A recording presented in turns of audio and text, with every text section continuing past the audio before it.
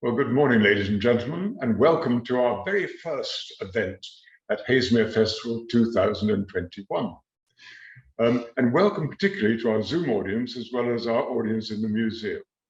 I've got to say an admin thing to the Zoom audience, which is that you won't be able to speak, but you may wish to ask questions. And there's a Q&A button you can press, and you can type in your question, which we'll see, and then we can ask it at the end of Simon's talk. Okay. Now, one of the themes we have in our festival is anniversaries. And I was very pleased to discover that it's the 150th anniversary of the birth of Vaughan Williams. So I set about finding the most appropriate and best speaker on the subject in the country. And I'm lucky enough to have found Simon Coombs, who's chairman of the Vaughan Williams Society. And we're greatly looking forward to hearing what he has to say and listening to quite a lot of the Vaughan Williams music. Simon, welcome. Thank you very much, Hugh.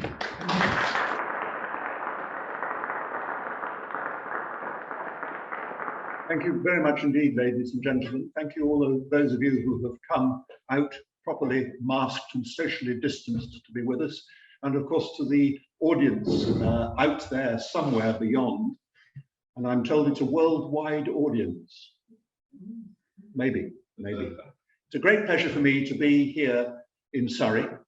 Surrey is the county in which Vaughan Williams lived for quite a long period of his life, firstly at Leith Hill Place near Dorking, and then in Dorking itself during much of his adult life.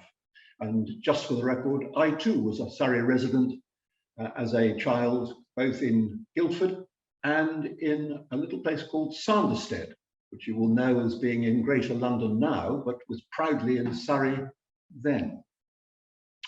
Vaughan Williams, born in Downhampton in Gloucestershire, but living there only for 2.5 years before his father, who was the vicar of Downhampton, tragically died at a young age, whereupon his mother took her 3 children, Rafe being the youngest, to live with her family, her parents, at Leith Hill Place, which, as I say, is just to the south of Dorking in the beautiful Surrey Hills. And he lived there for all the years of his childhood and young manhood. He went away to school at Rottingdean in Sussex, and then to a public school, Charterhouse, which again is in Surrey, not so very far from here. He was 6 years old when he wrote his first piece of music. And I'm going to play it to you now. I'm going to play it to you twice. And when I've played it to you twice, you will realize why I have played it to you twice.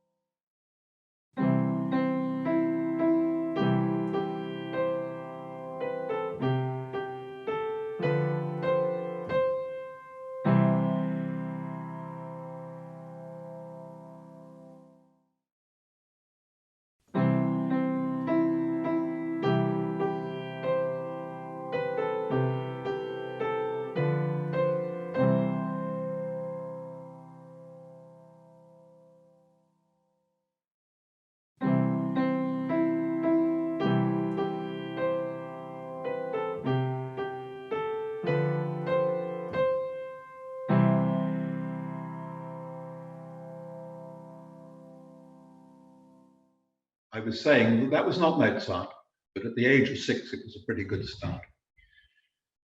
VW, as I say, and I abbreviate to VW, I hope everybody will follow me in that, went away to school, as I said, first of all in Sussex and then to Charterhouse. And then at Charterhouse, he started to compose small pieces, but not remarkable pieces. He then went to the Royal College of Music, where he became a pupil of Hubert Parry, and then on to Trinity College, Cambridge, where he took a degree in music and followed that with a doctorate in music, so that for the rest of his life he was Dr. Vaughan Williams. In 1897, he was married at the age of 25 to Adeline Fisher, who was a member of the great Fisher dynasty. And those of you who did history at school might remember H.A.L. Fisher, who was a very eminent Victorian historian.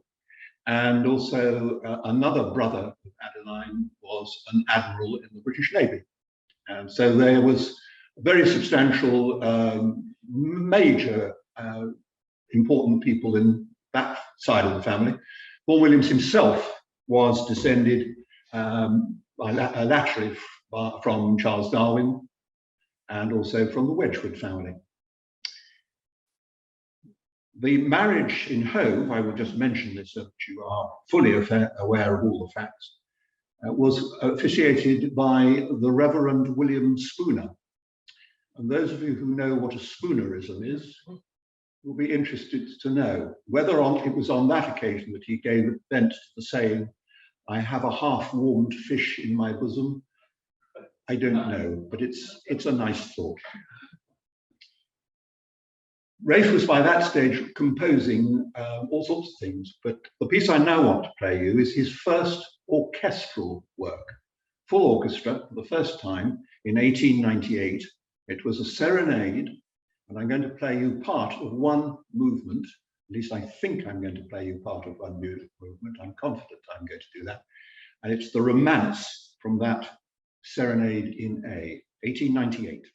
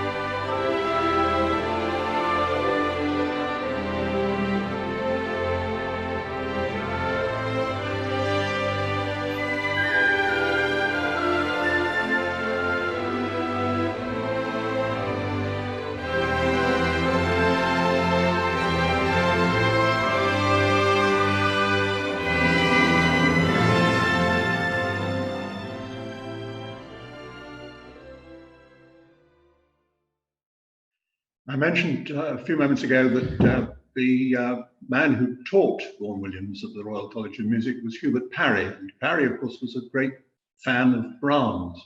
But to me, I hear Wagner in that music. There's another influence. And I don't know how many of you know the opera Siegfried and the forest murmurs and the bird song in that piece. I think that's an influence. Anyway, the next influence that came the way folk song. There had been a folk song movement for quite a few decades before he became interested. People like Lucy Broadwood, who was a member of the Broadwood piano family, was a keen collector. Folk song, of course, had not been recorded because there was no such thing as recording until the very end of the 19th century.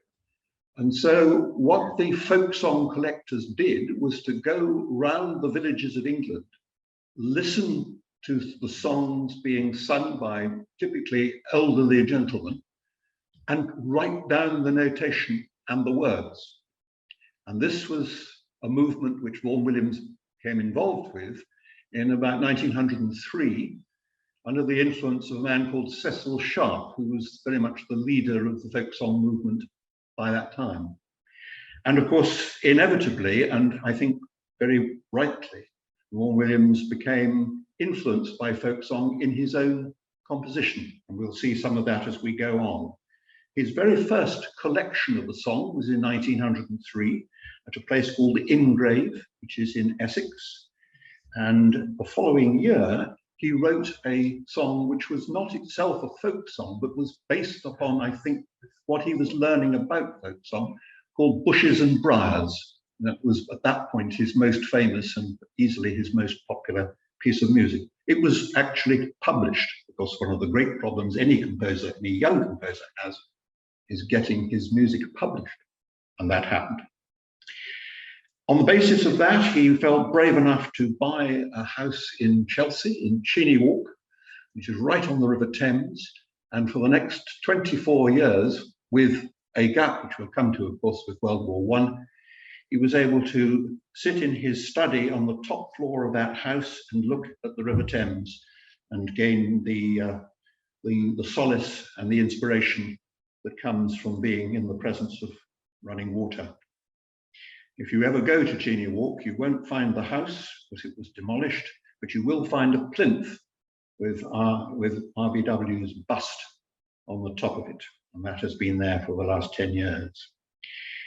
Another important influence came about in 1907 when he went to Paris and studied for 3 months with Maurice Ravel. He said afterwards, I felt I needed some French polish for my music. And Ravel said of him, he is the only one of my pupils who does not want to write my music. And that was a major alteration in the way in which VW undertook his orchestration. The big breakthrough year was 1910. In 1910, he conducted a piece of his own music at the Three Choirs Festival at Gloucester, and you will all know it, the Fantasia on a theme by Thomas Tallis. That was something of a sensation because at the same time, in the same concert, another piece of music was being played which was much better known, and that was The Dream of Gerontius.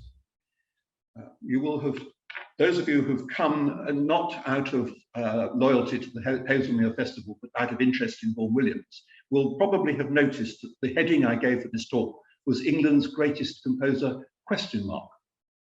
And I did that in the hope that 20 or 30 members of the Elgar Society would come along in order to contest anything that I said.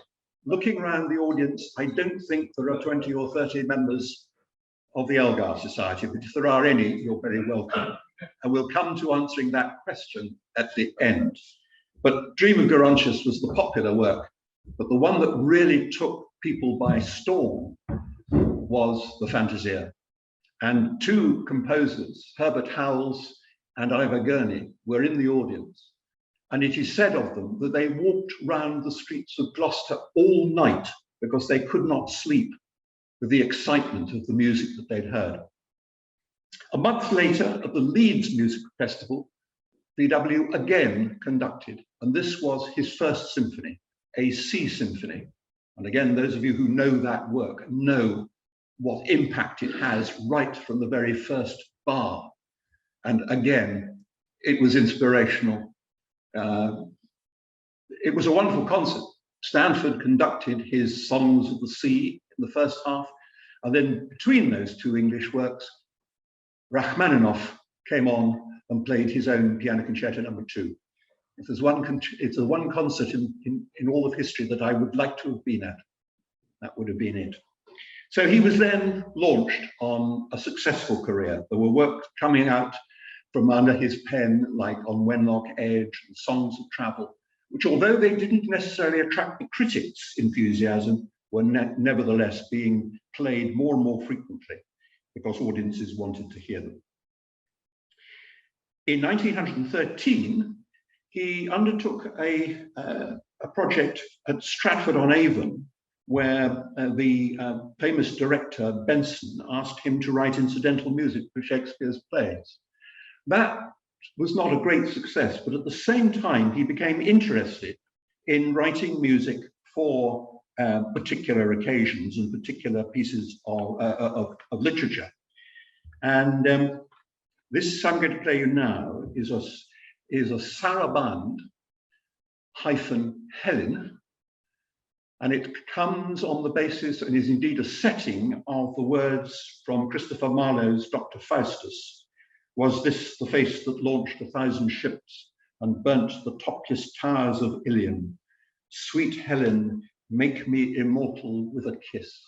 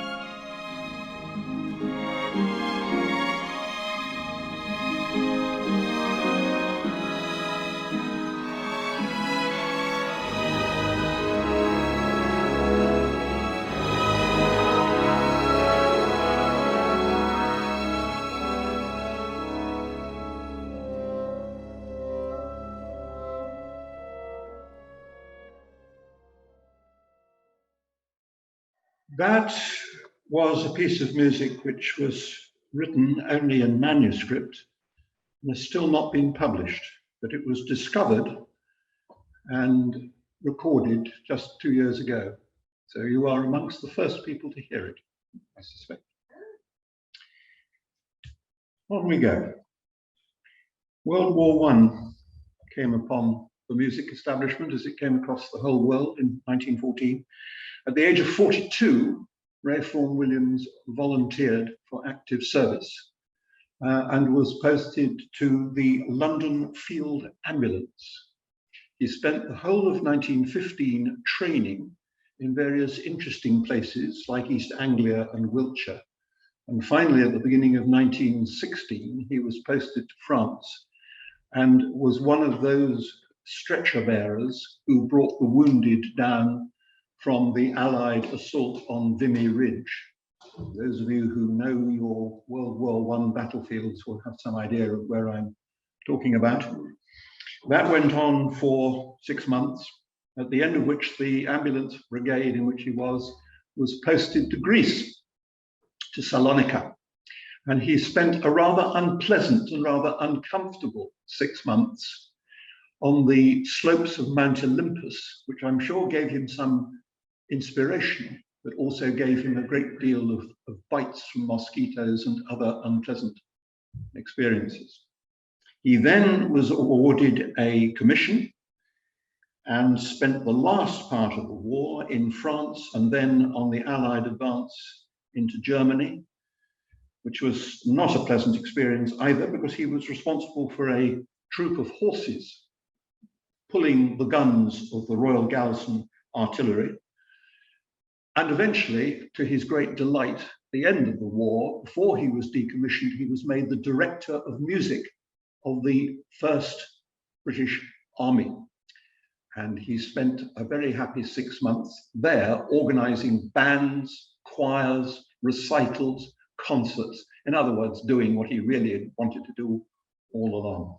If you're interested in the VW experience of the war, there is a new book out called The Edge of Beyond by my predecessor as chairman of the Society, Stephen Connock.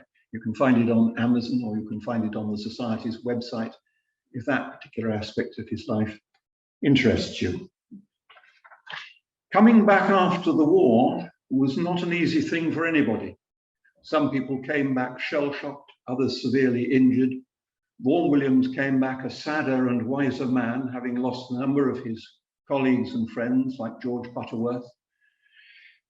And it took him quite a while to get going as far as composition is concerned. But in terms of throwing himself into the work of music, that was not a problem. He was rapidly appointed as Professor of Composition at the Royal College of Music. He went straight back into the work of the Leith Hill Musical Festival, which he had helped to found way back in 1905, which of course had been in abeyance during the war, and was busy there. He was also working on an opera which he had begun before the war, as he had the Lark Ascending, which I'm not going to play because you all know it. But I'll play you just one short song from his opera, Hugh the Drover, which I think you will enjoy.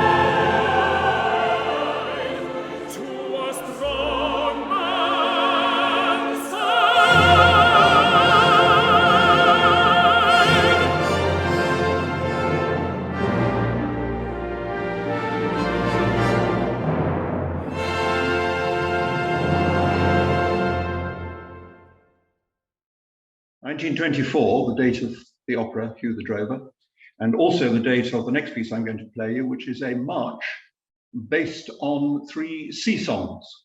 And I play that because although I told you at the beginning that I've lived in Surrey, I am in fact a Hampshire man. And one of the 3 tunes that you will hear in this Sea Songs March is called Portsmouth, where I was born.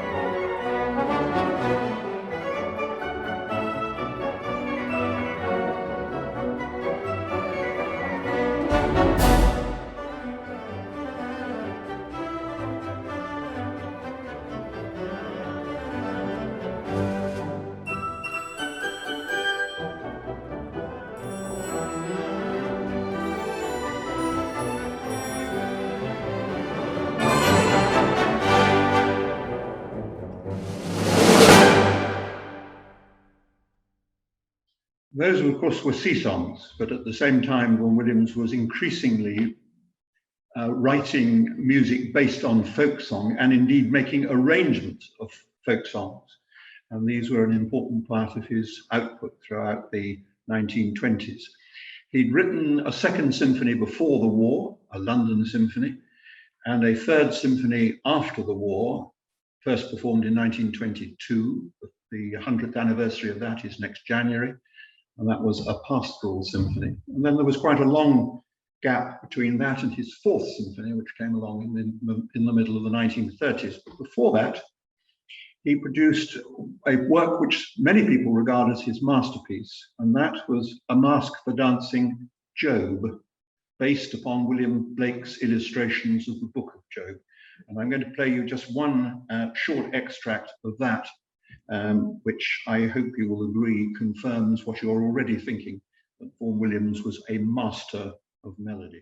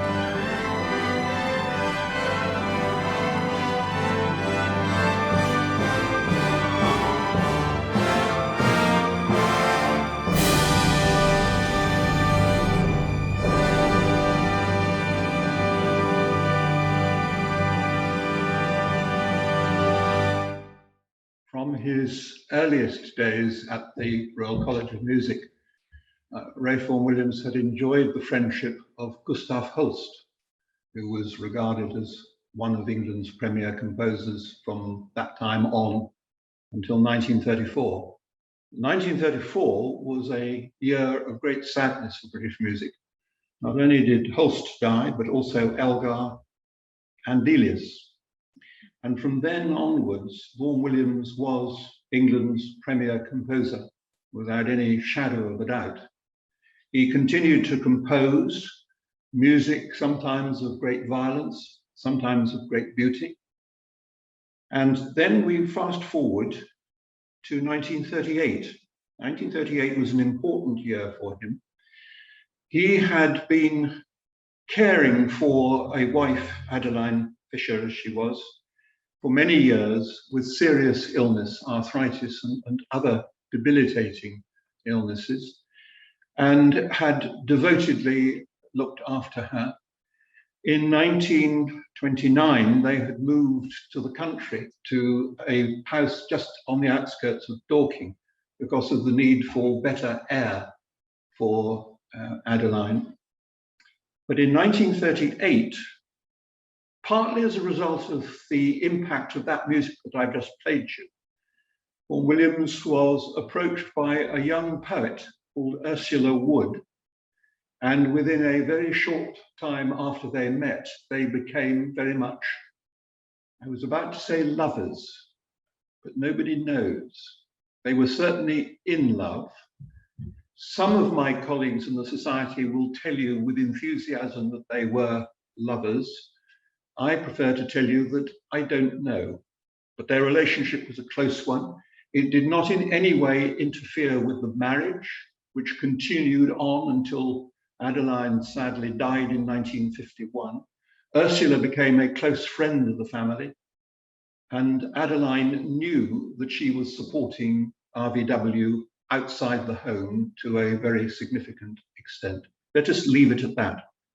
Also in 1938, a particularly beautiful piece of music. I'm not going to play it to you because you probably know it, but it illustrates a point I want to make now. The 50th anniversary of the first Promenade concert, and throughout that 50 years, Henry Wood had been the mastermind of the proms.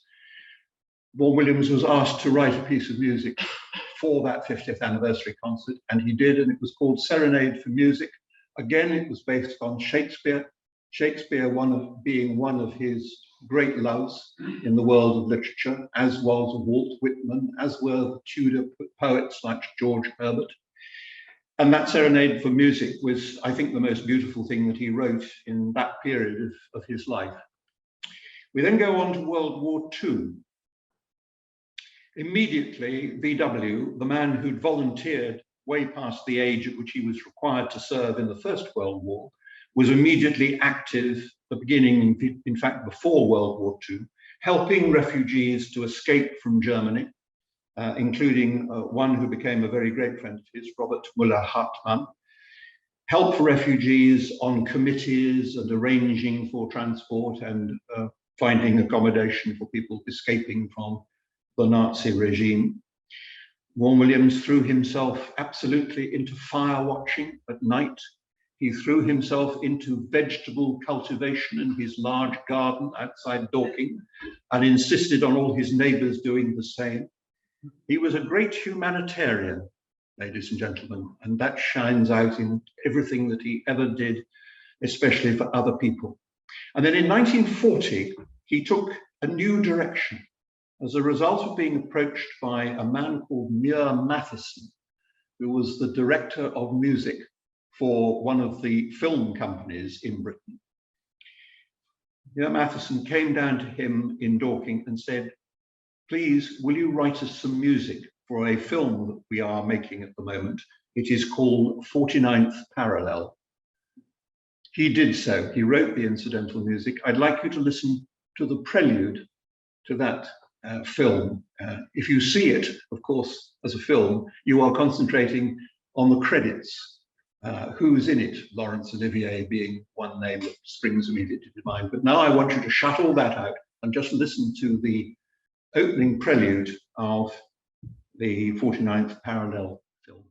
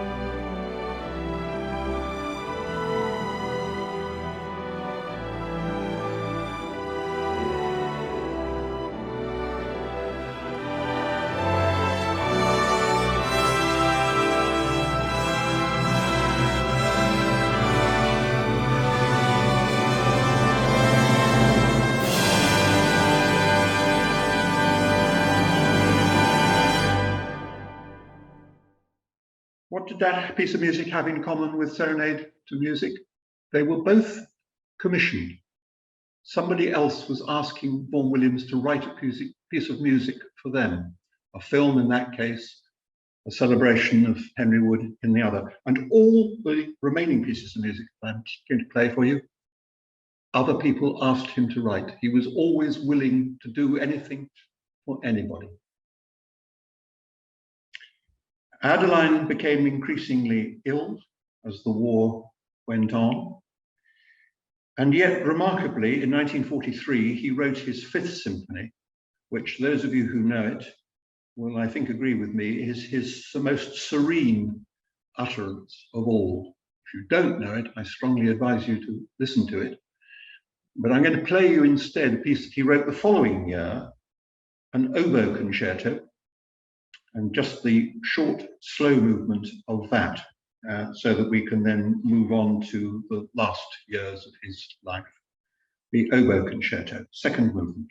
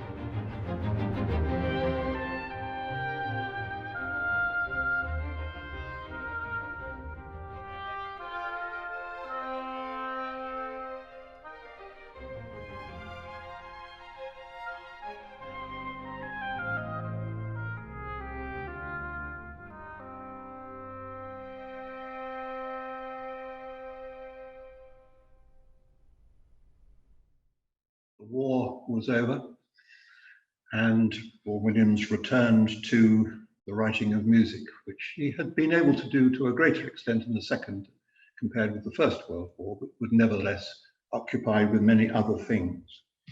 By now, 1946, he was the grand old man of English music. And the phrase much loved, which is bandied around by the media to describe almost every television program you've ever heard of, was then, I think, aptly said of him. I move forward through the years, because time is moving on, to a work that he wrote for the massed choirs of the British Women's Institutes, who asked him to write something. And he wrote a quite beautiful piece called Folk Songs of the Four Seasons. This is actually an orchestral version of it rather than the choral version, which I think is easier to assimilate at the first hearing. So let's have a listen to Folk Songs of the Four Seasons from 1950.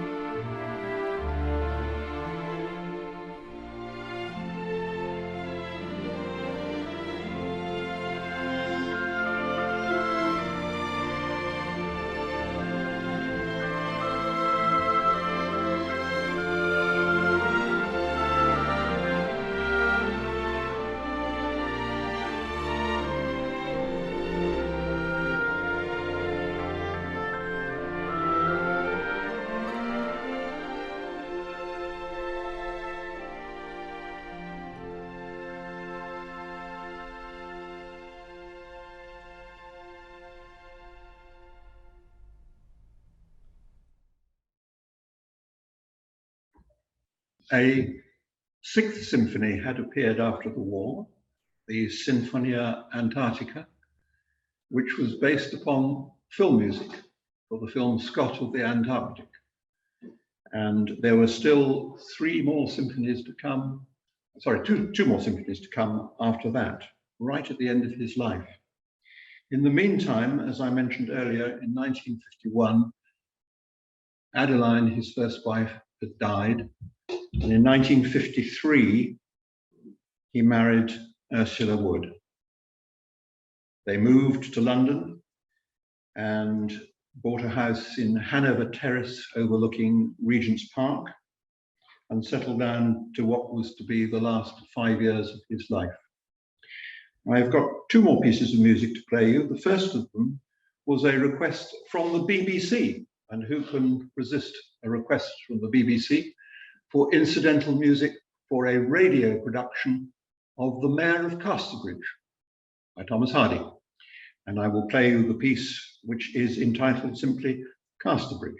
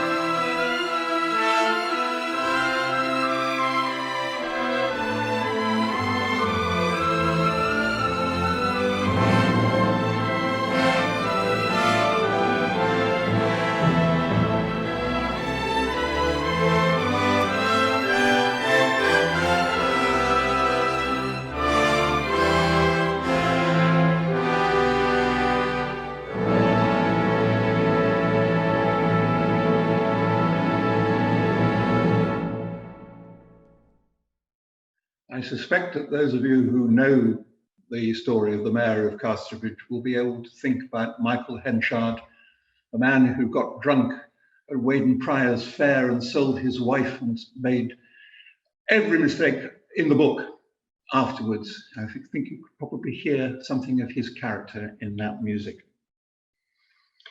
I mentioned the late symphonies. I'm not going to play either of them, but I am going to read you something from one of them, which the note that he wrote for one of them, which I think will illustrate something else that I haven't had time in this short talk to talk about, and that is his sense of humor. And I just want you to listen to this extract.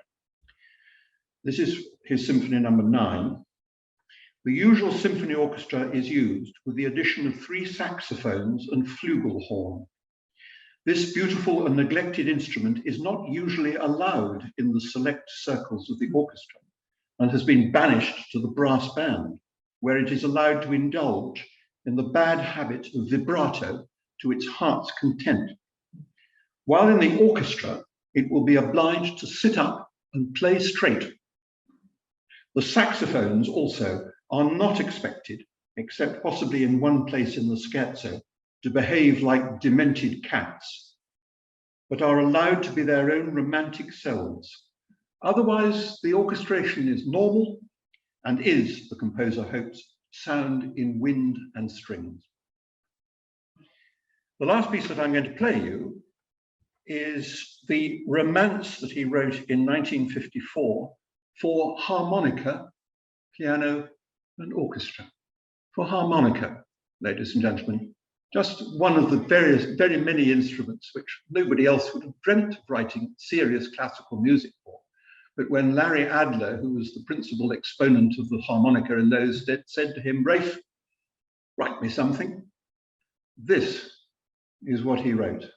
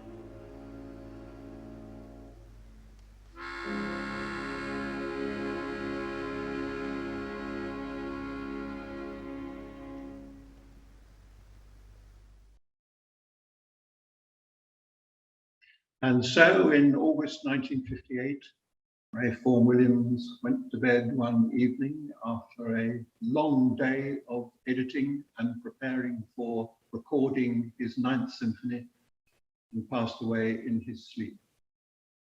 My association with Vaughan Williams began later that same day when my mother told me, an 11-year-old boy, that Vaughan Williams, England's greatest composer, had died.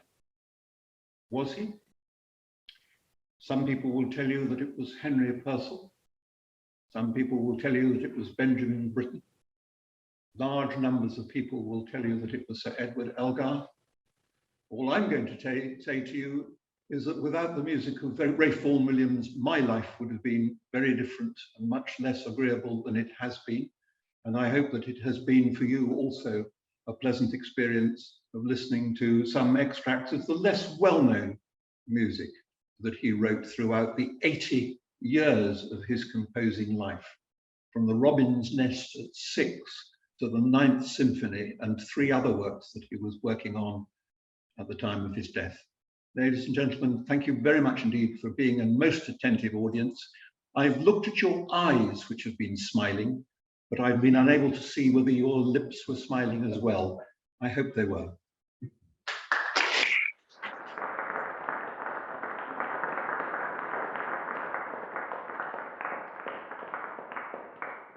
I do have, sorry Hamish, I do have a few membership leaflets for the Vaughan Williams Society.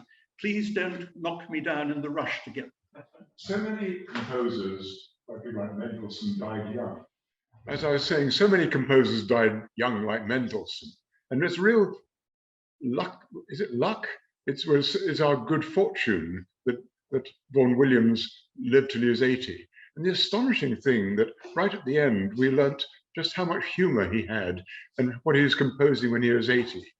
And Simon, I think this has been a fascinating journey through Vaughan Williams' life. And on behalf of all of us, thank you very much indeed for everything you've taught us today.